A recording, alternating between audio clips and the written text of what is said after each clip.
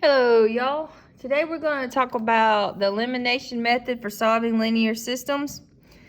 When you do the elimination method, and back in the day I believe it was called the addition method, but anyway, your goal is to create a pair of opposite variable terms so that one variable is eliminated when you add the equations. So we're going to add the equations, and ultimately we want one of the variables to go away when we add them together. For that to happen, we need opposites, right? And just in case you didn't know what that is, opposite variable terms would be like negative 2x and positive 2x, 14y and negative 14y.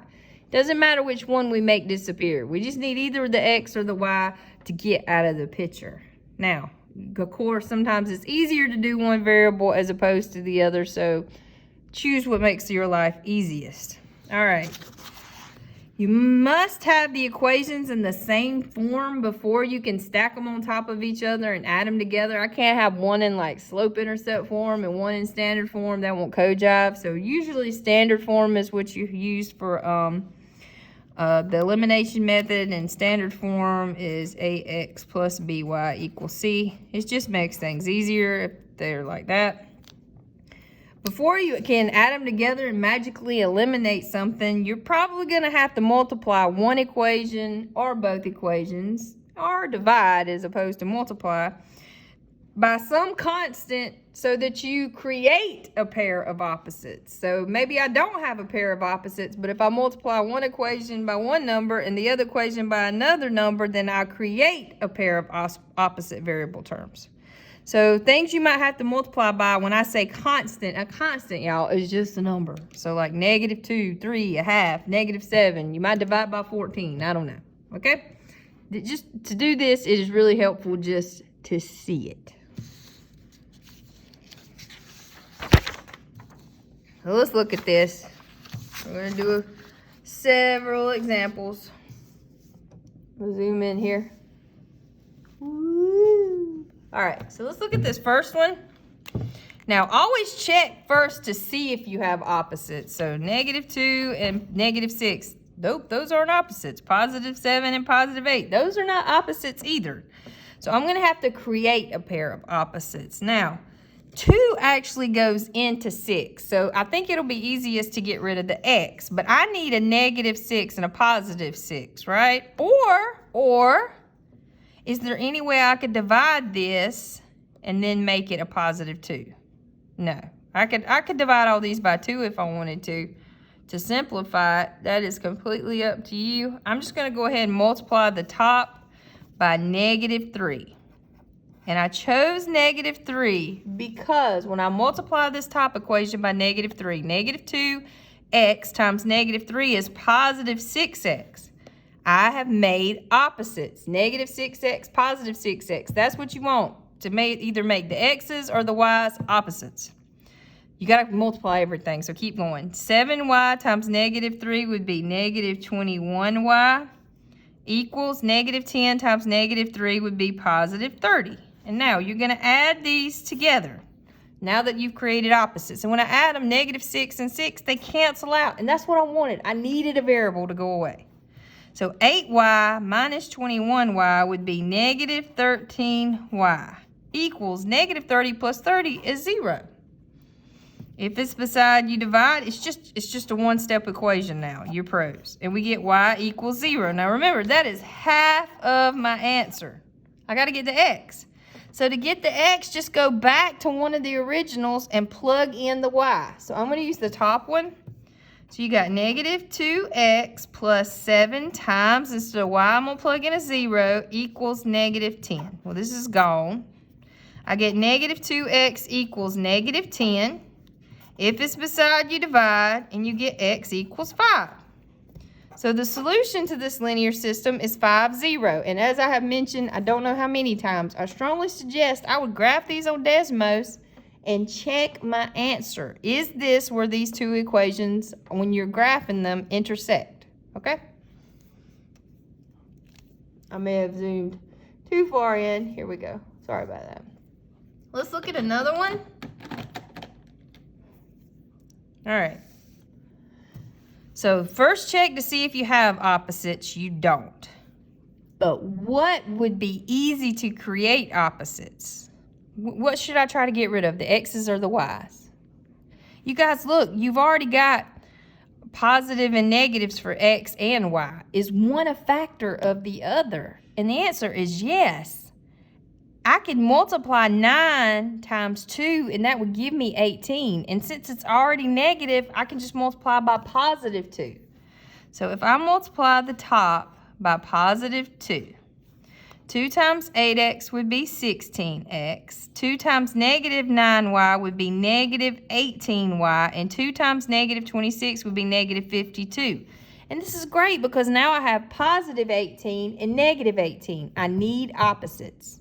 And there's no intuitive way to come up with this number. You just need to look for numbers that are factors of each other, or you already got a positive and a negative. Let's just say I wanted to get rid of the x's. The smallest number 8 and 10 go into is 40. So I would have to multiply the top by 5 and the bottom by 4. And you could have done that if you wanted to. There's several ways to do this. All right, so now that I have opposites, I'm going to add these together. Negative 10 plus 16 is 6. These cancel because 18 and negative 18 are opposites. And then negative 8 plus negative 52 is negative 60.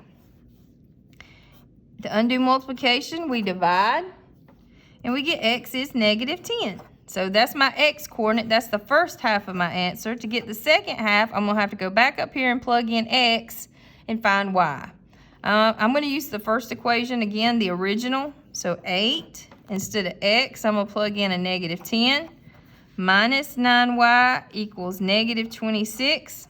8 times negative 10 is negative 80. All right, this is a two-stepper. So to get rid of a minus 80, I'll add 80, or a negative 80, we add 80. And we get negative 9y equals, let's see, 10 minus 6 would be 4, 7 minus 2 would be 5, so that's 54. If it's beside, you divide, or to undo multiplication, we divide. And we get y equals negative 6, because a positive divided by a negative is a negative. So the solution to this linear system is negative 10, negative 6. All right, let's look at another one.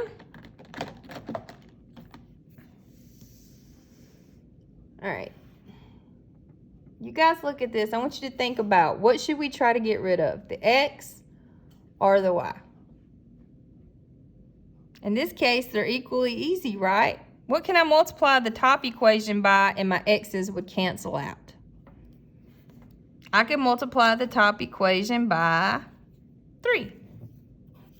When I multiply by 3, 3 times negative x is 3x, 3 times negative 2y is negative 6y, and 3 times 7 is positive 21. So opposites. So I'll add them together, but what happens? 3x and negative 3x cancel. 6y and negative 6y cancel. There's nothing on the left side of this equation but 0. Let's look at the right side. Negative 21 plus 21, that also cancels, it equals 0. So it's just like before with the substitution method or when you solve equations. The variable has canceled out. This is a true statement.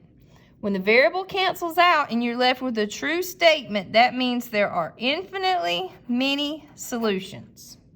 When I graph these two lines, they would be right on top of each other, just like the lesson from the first lesson about linear systems.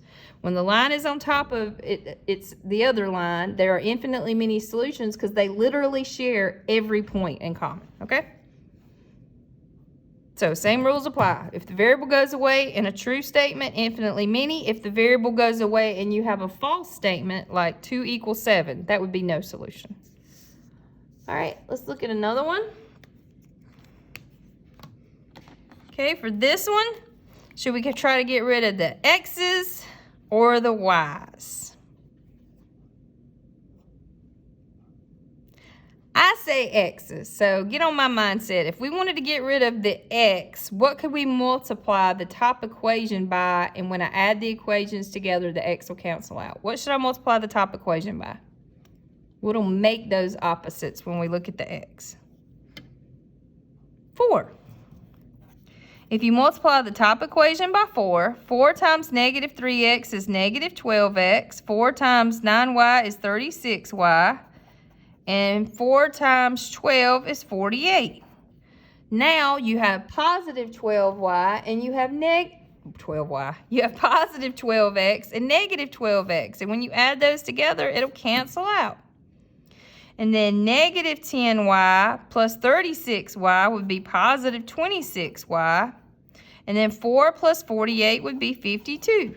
To undo multiplication, we'll divide. And we get y equals 2. So that is the second half of my ordered pair solution. To get the first number, I would just need to take that 2 and plug it into either one of these. So I'm going to plug it into the top one. So we have negative 3 x plus 9. Where I see y, I'm going to put 2. That 2 we just got equals 12.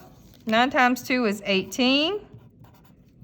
And we're just solving for x. To get rid of a plus 18, we subtract 18. Positive 12 minus 18 is negative 6. Oops, forgot the x. If it's beside, then you divide. And we get x equals 2. So my x coordinate is also 2. So the solution to this linear system is the point 2, 2. Do you think you need more examples? Let's do one more, okay? And then we'll do a word problem, of course. All right, let's look at, I don't know, whichever one you're feeling. Let's look at number 6 here, which will be your number 5. All right, which variable should we try to get rid of? The y or the x? I say they're equally easy. You want to get rid of the x? That works for me. What would we have to multiply the bottom equation by so that the x's would cancel? We have a negative 10 and a negative 5. So I know that it would need to become positive. So I would have to multiply by a negative because a negative and a negative would make a positive. So what number do I need to multiply by? Negative what? So that my x's would cancel, I would multiply by negative 2. So I'm going to have to rewrite the top one because I've got stuff underneath it. All right, negative 2 times negative 5 is positive 10. Negative 2 times positive 8 is negative 16. And negative 2 times negative 7 is positive 14. So when I add these bad mama jammas together, negative 10x and positive 10x are eliminated. 4 minus 16, or 4 plus negative 16, would be negative 12y.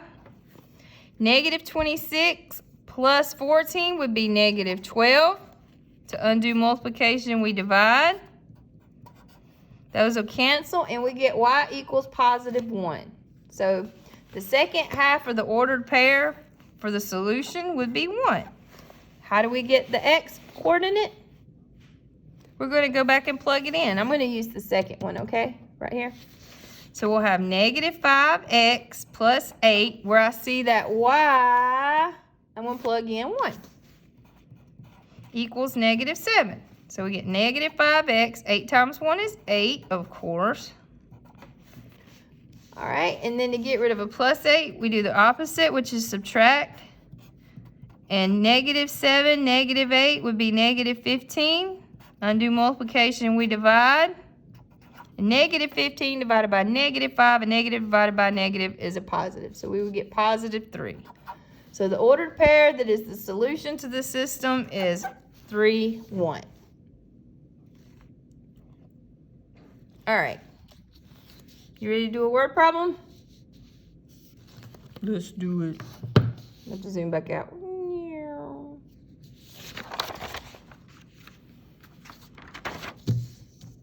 And maybe a little bit more. Okay. My bad. So this time we're going to have to write the system. It says the admission fee for a charity event is $7 for children and $10 for adults. The event was attended by 700 people, and the total amount collected in admissions was $6,400 or $6,400. So what we want to do first is pick a variable and what it represents. So we're going to let X equal the number of children who attended the event. So I'm going to just put number of children. And we'll let Y represent the number of adults. That's the two things we don't know. We don't know how many children came to the event, and we don't know how many adults came to the event. So we're going to have to write two equations because there's two things we don't know. If we didn't know three things, we would have to write three equations. So what do we know about the number of children and the number of adults? Well, we know that there were 700 people. So if you take X and you add Y, that should give you 700. What else do we know? Well, we know each kid that went through the door was a seven bucks that they got, and each adult that went through the door, they got 10 bucks, and all together, they got $6,400 bills, y'all. So now we have a linear system. We just need to solve it. So this one was just dealing with the number of attendees, and this one was dealing with the money collected. So let's use the elimination method since that's what we've been about. To use the elimination method, I need something to get eliminated. So I've got to create a pair of opposites. And again, it's just as easy to get rid of the X's as it is the Y's. You have positive 7 and 1X. So I could make this a negative 7X. I have 10Y and Y. Or I could make this a negative 10Y. What you feeling? You want to multiply by negative 10? It is easy to multiply by 10, right? So negative 10 times X is negative 10X. Negative 10 times Y is negative 10Y. And negative 10 times 700 is negative 7,000. Then we're going to add our equations together. We already know those Y's are going to cancel out because that was our plan. 7X minus 10X would be negative 3X. And 6,400 minus 7,000 would be negative 600. To undo multiplication, we'll divide. And of course, we expect to get a positive number for an answer. We're talking about how many people went to an event. You can't get a negative for that. And negative 600 divided by negative 3 is 200. So X represents the children. So 200 children attended the event. So now we got to figure out the adults. So all you do is go back, and I'm 100% sure you can do this in your head. So 700 people came to this event. 200 of them were children. So 200 plus what is 700? Just in case some of you are not sure, let's go ahead and plug it in. So 200 for X plus Y equals 700. So we'll subtract 200 and you get 500. So there was 200 crumb crunchers and 500 adults. All right, so remember, to do the elimination method, you have to create a pair of opposite variable terms, a positive and a negative, and it has to be the same number, like negative 5X and positive 5X. To make that happen, you may have to multiply one equation or both equations by a constant or just a number. Once you create a pair of opposites, you add the equations together. Something should cancel out. If it don't, you did it wrong. Solve for the variable. That's half your answer. And then plug it back into one of the original equations to find the other half of your answer. All right, have a great rest of the day.